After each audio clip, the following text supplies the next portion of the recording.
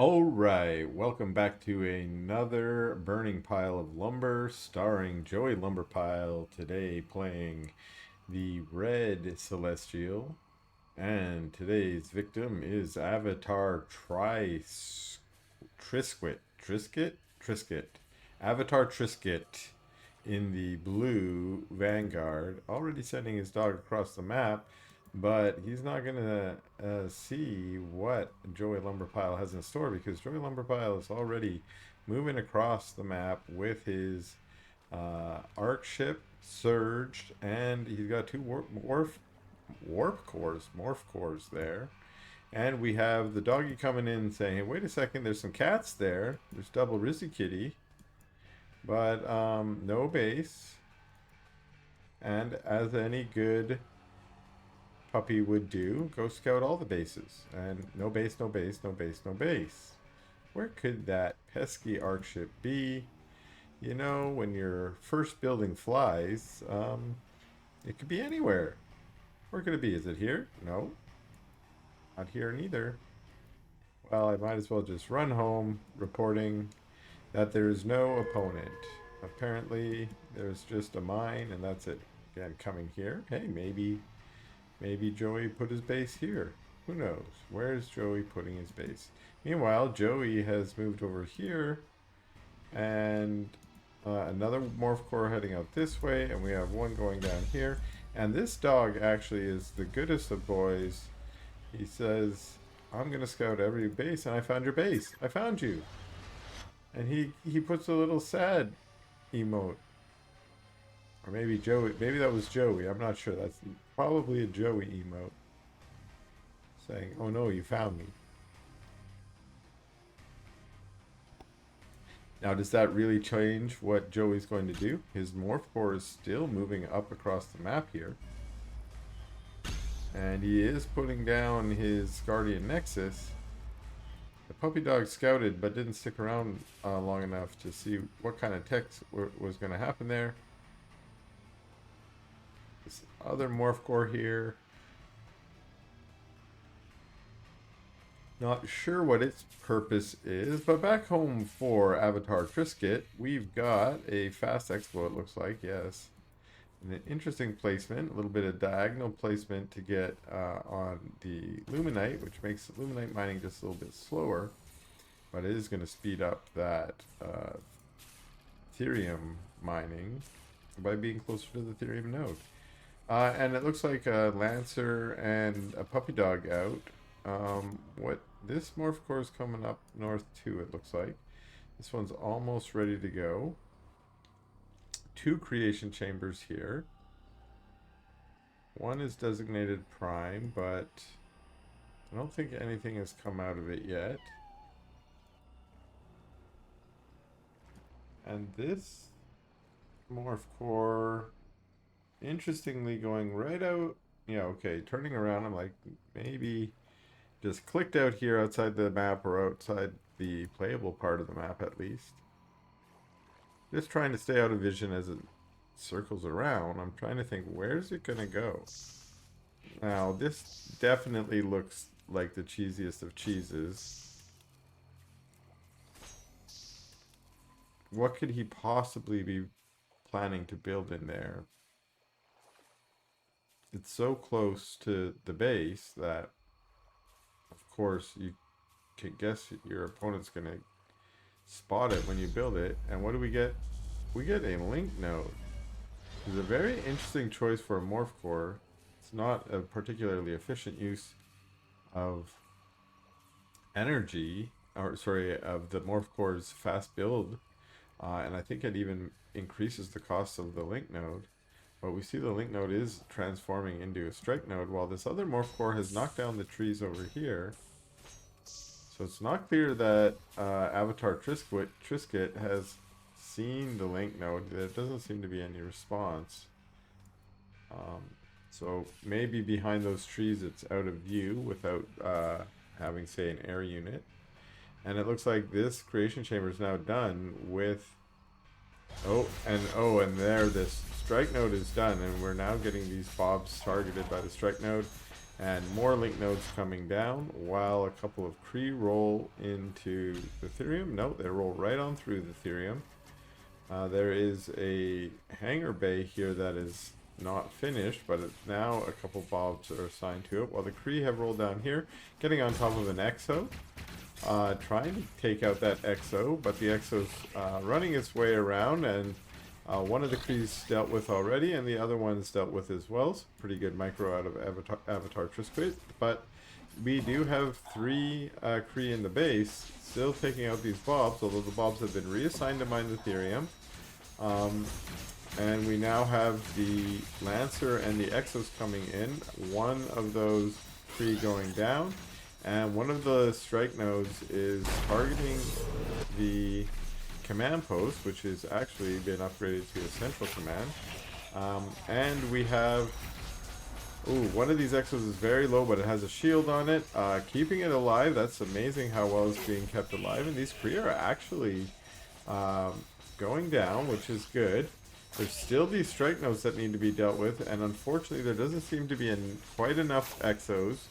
The Exos do have the quick draw hustle, so they are upgraded and able to kind of deal with the Kree if it was just a Kree, but the strike node unfortunately firing so fast. There's 2 strike nodes now. Firing extra fast, I think, because they are surged. It looks like they're surged. I'm not 100% sure. And well, the Kree are now, and that's a GG out of Avatar Trisquet. I think he was putting in a pretty good fight there, but maybe just realizing this Kree ball has got to be enough. Alright, this is going to be game 2 in this replay pack from Joey Lumberpile. So this today is a multiple burning pile of lumber, and he is still playing this, he calls it his Cheeselestials. He's playing his cheesy style Celestial builds, and Celestials out of all of the factions I think are the cheesiest of the cheese. You can do all kinds of cheese with them. Mostly because they can fly their buildings. And now we see Joey's opponent, who's also a Vanguard, is KR Bob, who I did see KR Bob in a recent tournament. I want to say maybe in the Cluckfest or possibly maybe in the Alpha Navigators Cup. I'm not sure. But I do recognize his name, and he's been scouting out again, trying to find the base. And again, quite wisely realizing I didn't see any base in your base, so you must have... Ooh, and I like this style. If you place your dog there next to the mine, it actually prevents the Celestial player from putting down a collection array. And ooh, unfortunately the dog is taking out 1 shot too many. But it just delays that expansion for however long you can keep your dog alive there, basically. And if you want to be really annoying, you can go heal up again and come back and prevent it. Maybe not at the same one. Maybe they'll get their collection array down.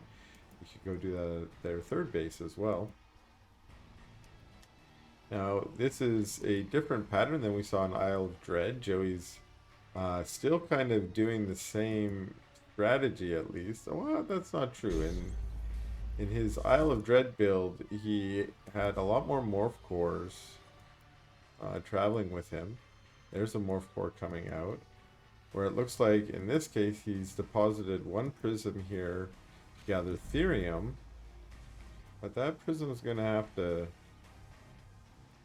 Oh well, okay, so his arc ship is not going all the way there.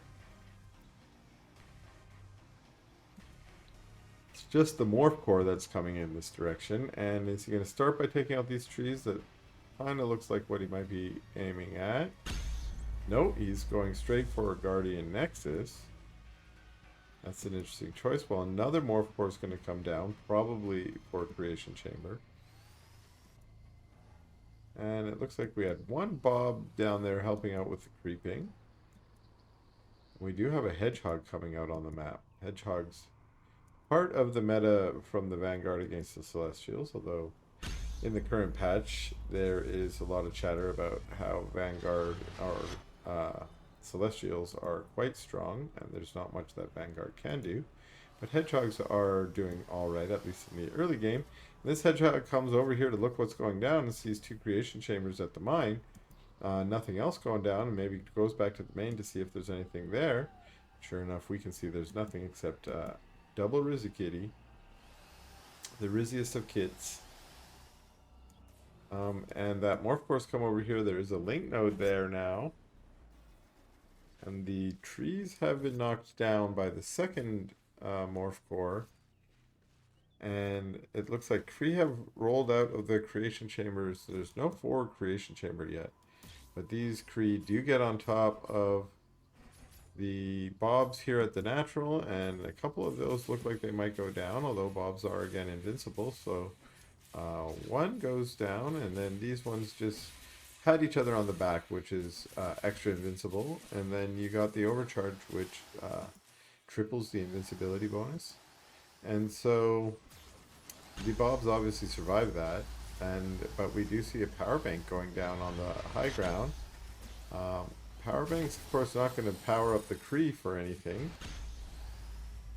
Possibly here to power up an arc ship should it arrive. There are some link nodes going down, and I like this bob pull. If you are getting tower rush pretty much in any game that I'm aware of, you should be pulling some workers to help. Your workers should not just be healing each other though, they should be attacking the node.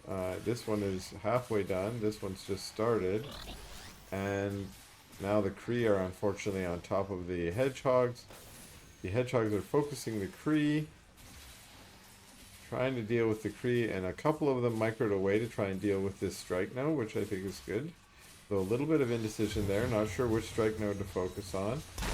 And one strike node's up now, and it is firing. It takes out one of the hedgehogs, another hedgehog goes down, but the strike node is taken out by some bobs, and these hedgehogs, pretty good micro actually, but the focus from Joey, he just has to click on that unit and they will chase him around all day long.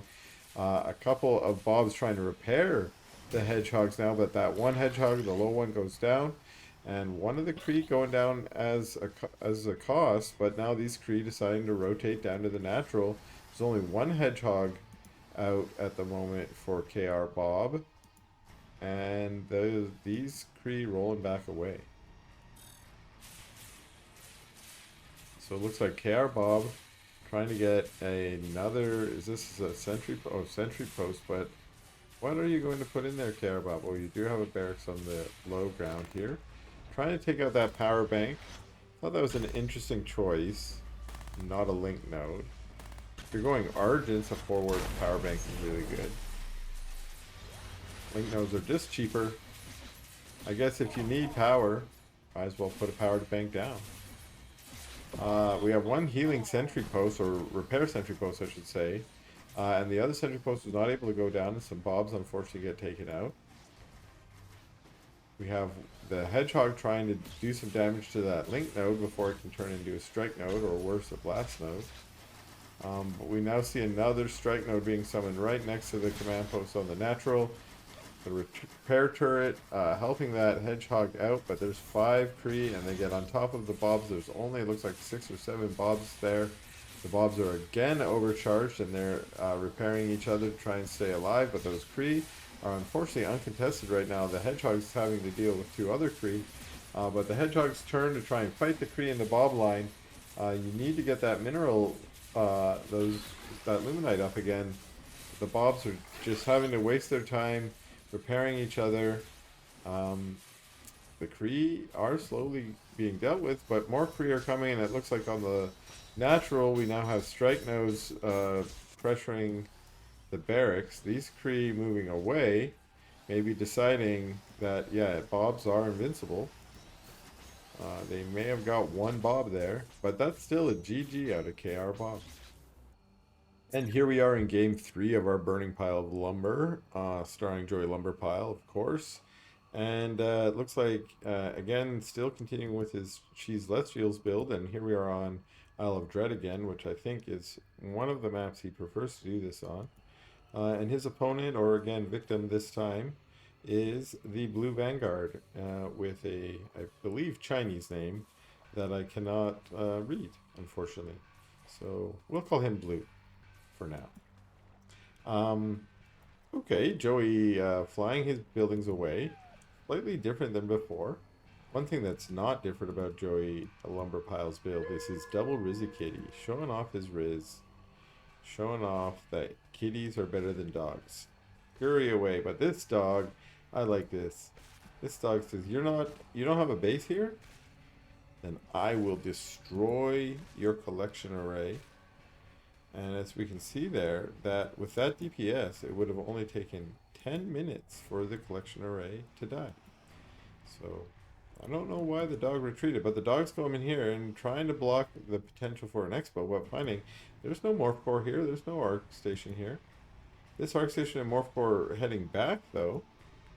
This one's still heading out. I thought there was a prism. Oh, there's that prism. The dog looking now at the natural third and finding nothing. And again, the arc station. So Joey decided to change it up. Now, okay, so that was that prism went and got some therium, but flew all the way back. Joey decided to change his mind and not go all the way to the cross and hide his base, and instead just go to the natural, just the long way around.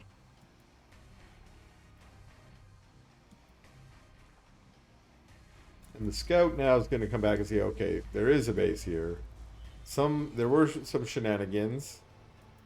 I'm not sure what the shenanigans were, but there is just now a late base going down in the natural. So Blues, unbeknownst, does not know that cheese is in fact on the way. This is going to be a cheesy diet today. Thinking maybe there's just going to be a normal macro game going on, albeit one with some potential shenanigans. Guardian Nexus. So we are going to see the Kree play again out of Joey. And Blues, dog gets in, seeing an Argent pop out. Again, interesting change. So maybe we aren't necessarily going to see the same Kree play. We might be getting Argents this time.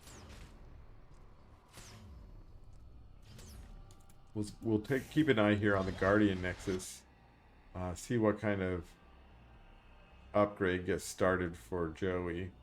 Yeah, we got the photon capacitors here. That's gonna upgrade the Argents, right? Giving them more power or energy. Their max energy goes up by 20. Instead of 30, we're gonna have 50, meaning they're gonna be able to do more of those high-powered, high-damage shots. And this morph car has finally made its way across the map.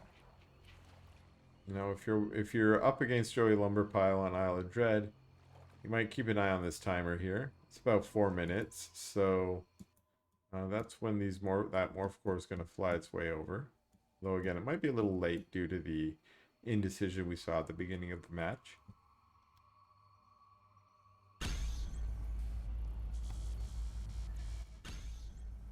The puppy dog's just hanging out up here,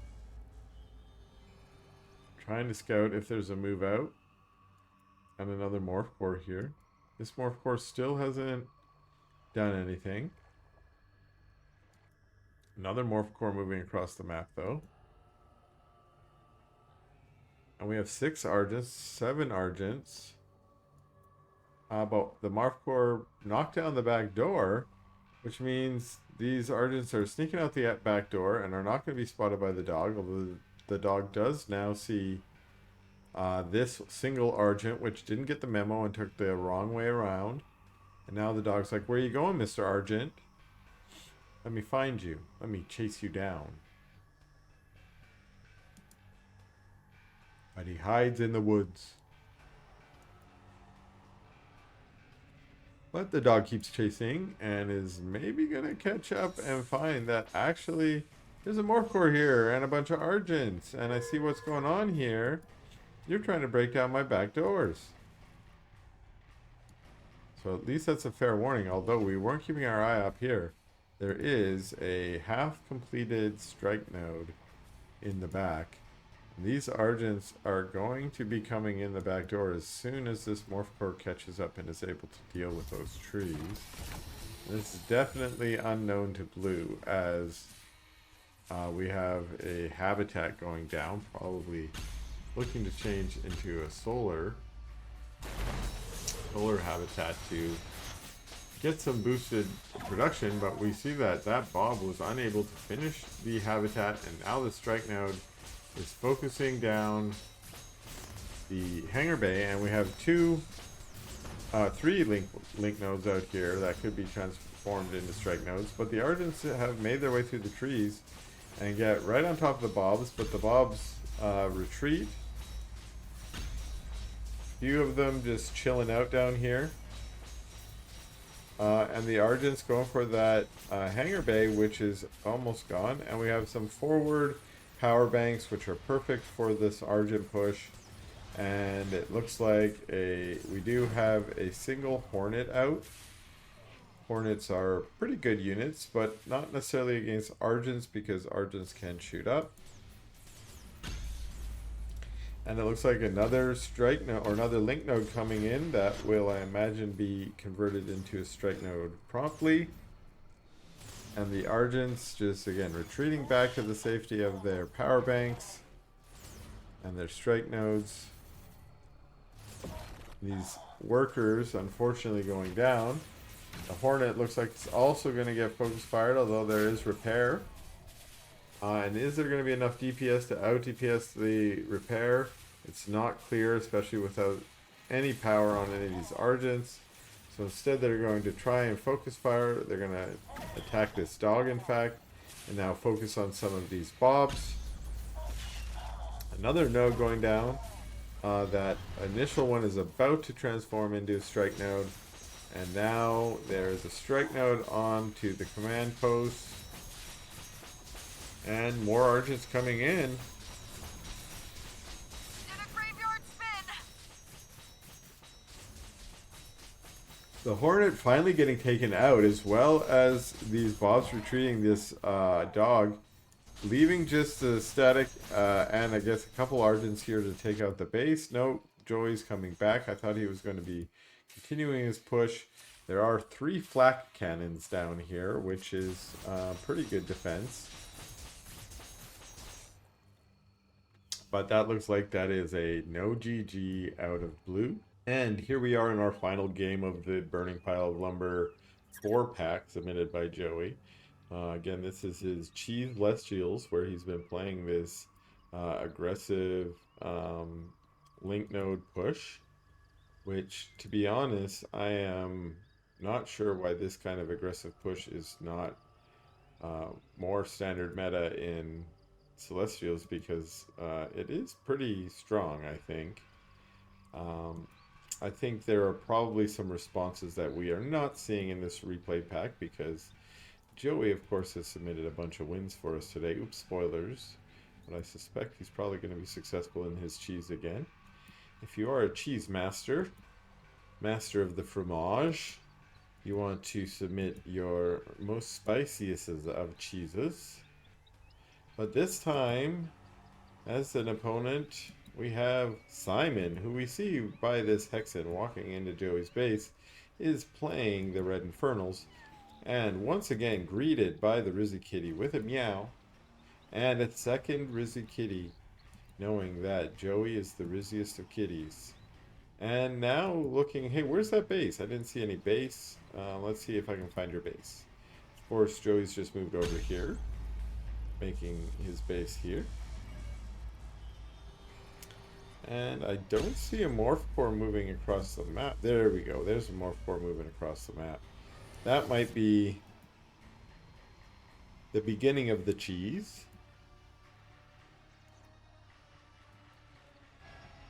Simon has warped his Hexen back home to help with the creeping here, get some fiends.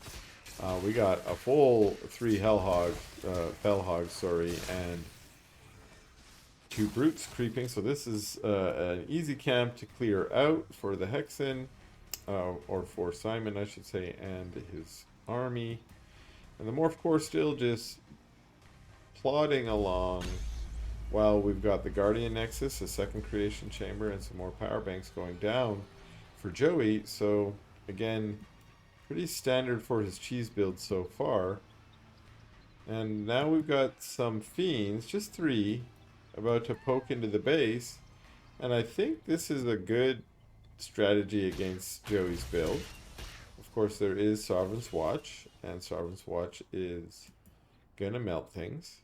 But if you can just wait it off, you can run back in and... Well, that was a little too fast, Simon, a little bit. I think it's a 15-second long laser beam. I'm not 100% sure on that. But if you wait long enough, you can go back in and attack again. And if you can keep baiting those from your opponent, then you're actually draining their power. And of course, you're also taking charges. And if you are going to have a sustained push, or you're going to have, darkness, you know, repeated. I wanted to let Wars finish there. Here we have a strike node, so that morph core did make its way here and is now halfway into a strike node. Not quite as good positioning as we've seen on Isle of Dread, but there is now that potential. Now, Joey could summon another strike node or a link node up onto the high ground, but if he did that, it would alert Simon in this case to the presence of this cheese, and of course you want to get your strike node down first and then summon another one, although maybe it's possible he doesn't have... Oh no, he did. I was like, maybe he doesn't have vision of the high ground there, but he was able to summon onto the high ground, summoning a Guardian Nexus. Very curious. What this does is it creates I think all the all of the celestial tech buildings have a secondary power, and one of those secondary powers for the Guardian Nexus at least is to give additional armor to buildings. So this is just part of a SimCity to protect these strike nodes, making them extra hard to attack into. Now Simon has come back and has a pretty nice army here, and will try and get on top of these strike nodes. There are some Kree here that are trying to cause problems, but they've almost all been taken out, and the Brutes and Gaunts can now get on top of this one strike node. Unfortunately, the one on the lower ground is, well, just inaccessible other than to the Gaunts. So the Brutes are going to focus on the ones on the high ground. And it looks like we just have a single Gaunt now, not being focused by the strike node. But the strike node being surged, I think it gets some regen, and a single Gaunt is just not enough DPS. It's going to take a long time to deal with that node, especially now that the Gaunts are being focused. I think this is what we're seeing. The benefit of this Guardian Nexus is, can we see the armor?